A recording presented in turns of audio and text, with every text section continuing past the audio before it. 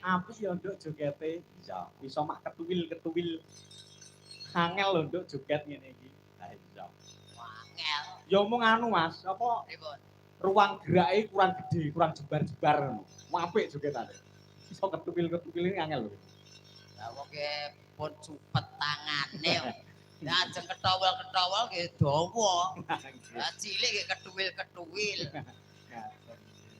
Pripun kabare Mas Ucek? Alhamdulillah macange pangestu panjenengan pinaringan sehat. Alhamdulillah.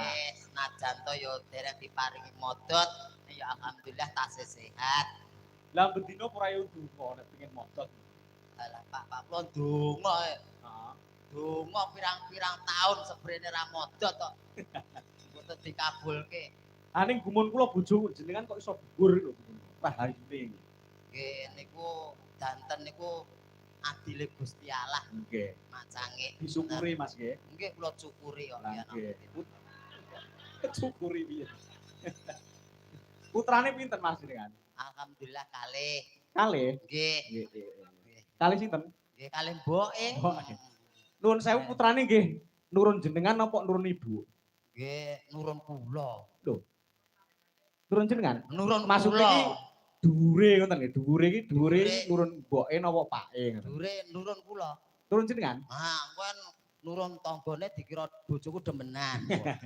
Bisa. Nurun kula. Nggih alhamdulillah. Nuwun sewu jenengan nggih sunat, Pak. Pripun? Jenengan nggih sunat, Mas. Barataya.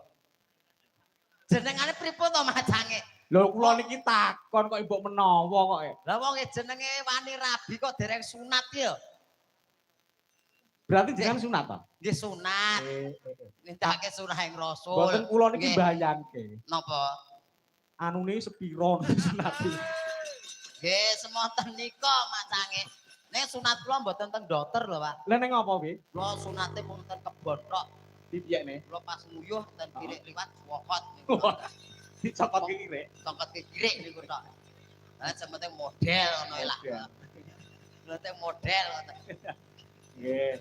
Nah, jenengan nama asli sesuai KTP sinten? Nggih Ucek Sanusi. Boten, boten. Sinten niku?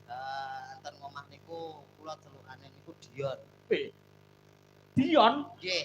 Ati api men jenenge. Ah nggih. Dion. Dion niku tegese kepanjangane. Kowe nek panjangane? Enten. Dion apa kuwi? Kepanjangane Ngadiono. Alah. Gur Ngadiono kok Jangan ketok gaul ngono. Zaman saiki kok ngat ngono jadi ora patut. Ya Dion. Ben ketok Ngat. Ben ketok keren.